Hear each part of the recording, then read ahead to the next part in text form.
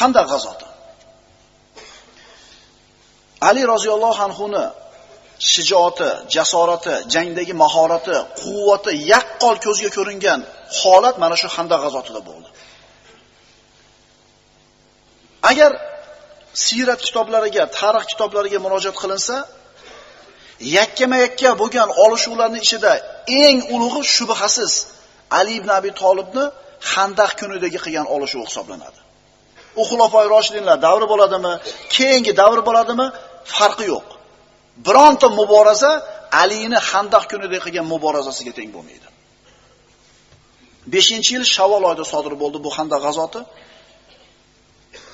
Bu g'azotni sababchilari Madinadan quvilgan Banu Nazir va Banu Qaniqo yahudiylar. Ular Haybarga borib joylashdi va mana shu joydan arab qabilalarini bitta qo'shinga jamlanib, musulmonlarning ishini bitirishlikni taklif qilishdi. Quraysh qabilasi boshliq bo'ldi, 10,000 kishilik qo'shin Madina ustiga keldi. Musulmonlar bundan xabar topib, Salmon Forsiyning maslahatiga ko'ra Madinaning shimol tomonini to'laligicha egallaydigan Handaq qazishdi. Bu Handaqning chuqurligi 3 metrga yaqin, eni 6 metrga yaqin. Uzuni Madinaning shimolini to'laligicha egallagan edi. Muhimi, Quraysh keldi 10 minglik qo'shin bilan, Handaqdan o'tolmasdan hayron holda turib qoldi. Chunki bunday hiylani arablar bilishmas edi. Bir necha kun qamal bo'ldi va ana shu mushriklarning orasida Amr ibn Wud ismli bir qahramon bor edi, arablarning botillaridan, qahramonlaridan. Ayrim kitoblarda yoshi 80 yoki 90 ga yetgan edi, lekin quvvatli cho'qqisida edi deb aytishadi. Odamlar u bilan jang qilishmas, ismini eshitib jang maydonidan qochib ketishar edi. Shu darajada tajribali, kuchli, quvvatli kishi edi. Amr ibn Wud va bir qancha mushriklar qahramonlari Handaqdan sara otlarni minib sakrab o'tishdi. Musulmonlar tomonga o'tishdida muboraza talab qilishdi. 10,000 qo'shin Handaq bu yoqda turibdi. Musulmonlarning 300 kishisi Handaqda bu yoqda turibdi. Mana endi 4 ta yoki 5 ta mushrik Handaqdan musulmonlar tomonga o'tib turib, "Man yubariz." Kim muboraza qiladi? Odatda muboraza talab qilgan odam o'zini kimligini aytardi. Men falonchiman. Sen kimsan deb so'rashdi. Men Amr ibn Wudman dedi. Bironta odam qo'zg'almadi musulmonlardan. Mana Badrda Utuba muboraza talab qilganda 3 ta ansori yugurib chiqdi biz deb.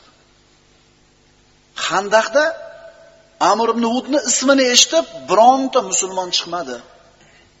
Boyaga aytganimizdek, endi o'ring 80 ga kirgan bo'lsa, 20 ga kirganda qilich ushagan bo'lsa ham necha yillik tajribasi bor? 60 yillik u qari bo'lib quvvatdan qolgan emas, quvvatli cho'qqisida deyilyapti. Ali roziyallohu anhu bor yo'q ikkita jangda qatnashgan. Badr bilan Uhud. Hamma xavotirga tushdi. Shuncha ulug' sahobalar turib birontasi o'rnidan qo'zg'almadi.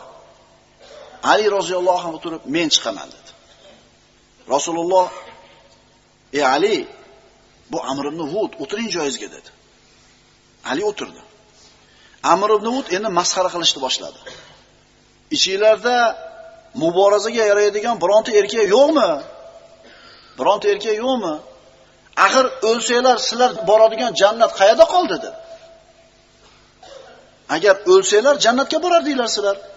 U jannat tursa qanday chiqmaysizlar deb masxara qilishni boshladi. Payg'ambarimiz o'ngga qaradi, chapga qaradi, hech kim turmayapti. Ali ibn Abi Tolib men deb ikkinchi marta chiqdi. Payg'ambarimiz yana o'tkazib qo'ydi.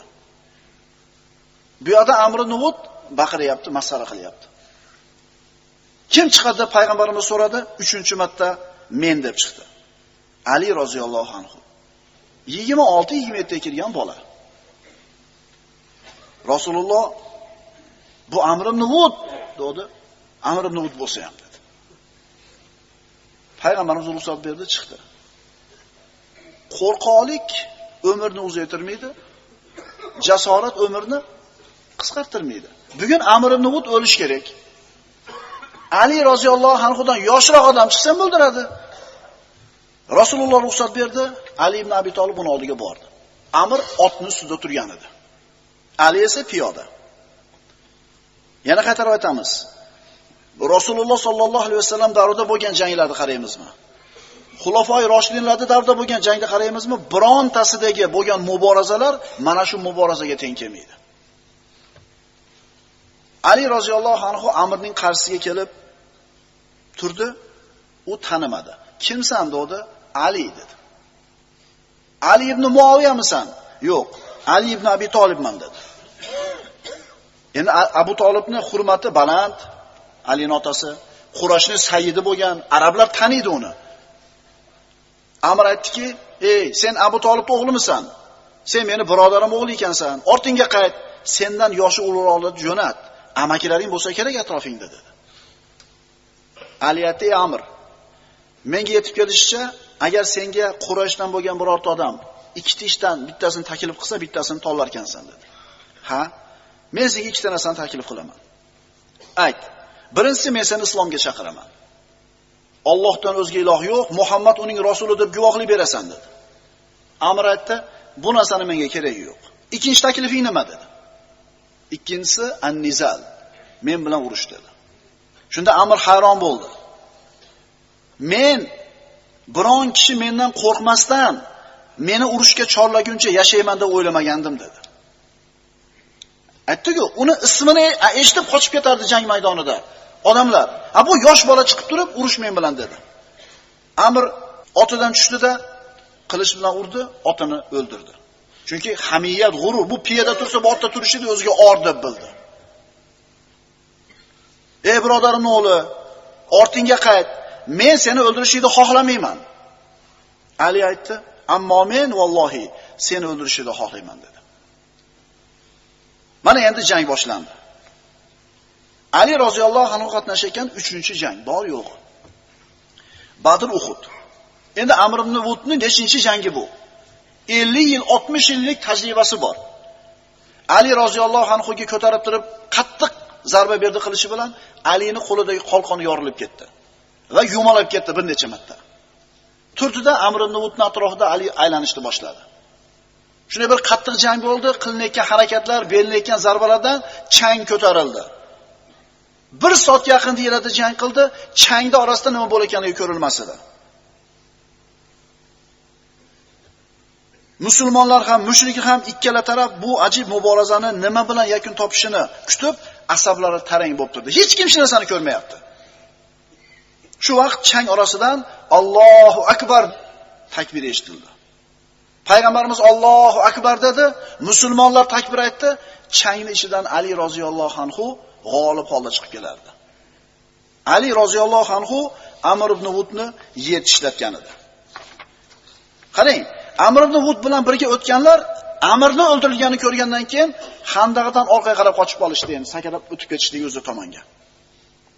Ulardan ayrimlar o'tib ketishga ulgurdi, ammo Zubayr ibn al-Avvom roziyallohu anhu ana shu mushriklardan bittasini quvib yetdi-da, sakrayotgan payti oti bilan Handaqdan yelkasiga qilich bilan urdi. Zarbani qattiqligidan qilich ikkiga bo'lib tashadi, egarga kelib to'xtadi. Ot o'tib ketdi, bu mushrik ikkiga bo'linib Handaqqa tushdi. Buxoriydan keltiriladi, Abdulloh ibn Zubayr aytadi. Otam Handaq kunida Nafal ibn Muaviyani qilich bilan ikkiga bo'lib tashaganini ko'rdim dedi. Shundan keyin hech kim Handaqdan o'tishlikka jur'at qilmadi. Mushriklar payg'ambarimizga odam jo'natib, ana shu ikkala kishining jussasi uchun 10 ming kumush beramiz deydi. Chunki bu kelasining hurmati haqiqatan baland edi, 10 ming berishlikka tayyor o'ligiga. Payg'ambarimiz och bo'lsa ham, payg'ambarimiz usti yupun bo'lsa ham, Rasululloh kambag'al bo'lsa ham, nahnu qaumun la na'kulu thamanal mauta. Biz o'liklarning pulini yeydigan qavm emasmiz dedi-da, ruxsat berishda olib ketishdi. Mana shu muborazadan keyin Arabiston yarim orolida kimdir Ali haqida gapirmoqchi bo'lsa, Ali deb gapirishmas edi. Amr ibn Vudni o'ldirgan kishi deb gapirishadi. Avval odamlar Amr ibn Vudni atini eshitib qo'rqsa, endi Alini eshitib jang maydonida qo'rqishadigan bo'lib qoldi.